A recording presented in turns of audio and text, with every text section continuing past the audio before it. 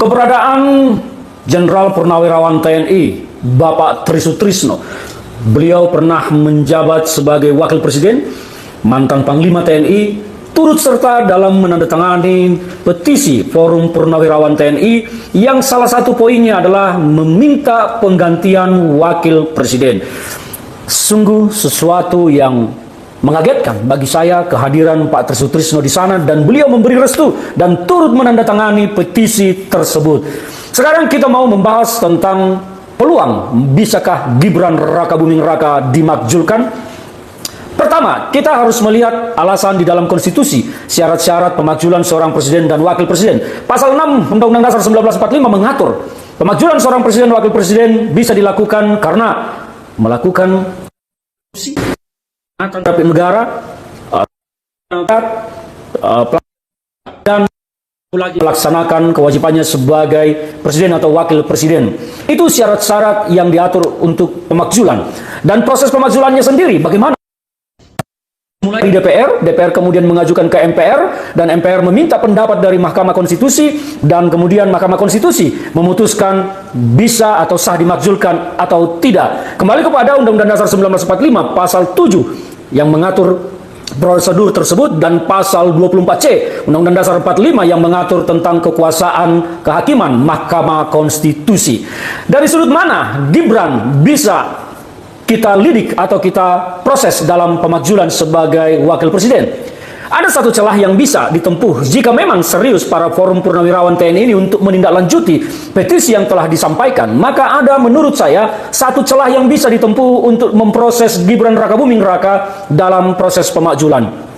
Tahun 2022, seorang pengajar Universitas Negeri Jakarta, Ubaidillah Badrun, melaporkan Gibran dan Kaisang ke Komisi Pemberantasan Korupsi atas dugaan pencucian uang atau menerima gratifikasi dan diduga terlibat dengan bisnis salah satu perusahaan PT SM. PT SM ini juga memiliki anak usaha PT BMH yang dulu 2015 terlibat dalam pembakaran hutan dan dituntut oleh Kementerian Lingkungan Hidup senilai 9,7 triliun kalau tidak salah. Silakan dicek datanya. Tetapi Mahkamah Agung hanya mengabulkan sekitar 97 miliar. Itu pun kalau tidak salah. Saya kurang ingat angkanya, tapi perkiraan seperti itu. Nah, PT SM ini, anak dari pemilik PT SM ini diduga telah melakukan hubungan bisnis dengan Gibran Rakabuming Raka, dan inilah celahnya bahwa hubungan bisnis tersebut bukan hanya sekedar hubungan bisnis yang normal, tetapi patut diduga ada grup-grup usaha yang mentransfer uang ke unit-unit bisnisnya juga Gibran Rakabuming Raka, yang diduga itu adalah bagian dari gratifikasi dan digunakan membeli saham segala macam. Datanya mungkin dicek, silakan teman-teman ngecek di Google, mungkin akan ketemu tentang laporan Ubaidillah Badrun, staf pengajar di Universitas Negeri Jakarta pada tahun 2022, dan diterima oleh KPK. Tapi sampai saat ini kita tidak pernah mendengar tindak lanjut dari laporan saudara Ubaidillah Badrun tersebut. Apakah KPK memasukkannya di laci dan dikunci rapat-rapat? Apakah dimasukkan di PTS ataukah dibuang? Kita tidak tahu sampai sekarang karena KPK tidak pernah menjelaskan tindak lanjut dari laporan saudara Ubaidillah Badrun tersebut. Nah, apabila laporan tersebut ditindaklanjuti dan ternyata terbukti bahwa itu adalah terkait dengan gratifikasi karena atau suap atau apapun, apakah itu pencucian uang, maka Gibran bisa dilanjutkan proses pemakzulan di DPR. Pertanyaannya, apakah DPR akan mau melakukan proses itu? Karena koalisi ini adalah koalisi. Ya, halo teman-teman, kembali lagi dengan saya di channel ini. Salam inspirasi, salam NKRI, harga mati. Ya, baru saja kita mendengarkan penyampaian dari Bung Ferdinand Huta Hayan, ya, politisi PD Perjuangan. Dan tentu kalau kita melihat apa yang beliau sampaikan mengenai forum, ya, Forum Purnawirawan TNI, ya, yang ada tuntutannya memakjukan wakil presiden atau mengganti wakil presiden melalui MPR. Nah, petisi tersebut juga nampaknya diberikan restu oleh Tri Sutrisno, ya. Pernah juga beliau ini sebagai Panglima TNI dan juga pernah menjadi wakil presiden. Dan ya tentu kalau kita melihat petisi ini memang sering sekali diperbincangkan juga teman-teman, dan bahkan juga diperdebatkan. Tapi yang pertanyaannya adalah apa alasan untuk dapat memakzulkan Gibran dari wakil presiden saat ini. Nah, atau apa langkah yang memungkinkan wakil presiden Gibran itu bisa dicopot? Yang mungkin pertanyaan kita adalah, kan Gibran dipilih oleh rakyat, gitu ya, dan itu dipasangkan oleh kepada dari apa namanya, itu dipasangkan kepada Presiden Prabowo gitu ya, ketika kontestasi pemilu Pilpres 2024 lalu. Nah, kenapa seenaknya aja mau makjul-makjulkan gitu-gitu gitu ya. Jadi banyak sekali juga yang mengatakan seperti itu. Tapi tadi penyampaian Bung Ferdinand tadi menyampaikan pernah ada menggugat ya masalah dugaan menerima gratifikasi gitu ya, dari apa namanya, bekerja sama dengan satu perusahaan atau apalah tadi disampaikan ya. Dan yang menjadi pertanyaan saya adalah, kalau seandainya Gibran dimakzulkan, siapa yang nanti akan menggantikan posisinya? Gitu ya. Siapa nanti yang akan menggantikan posisinya? Apakah ini akan berlanjut terus? Karena ini saya rasa persoalan yang sangat serius gitu ya. Ini mengenai penggantian wakil presiden. Apa respon Pak Prabowo terkait hal ini?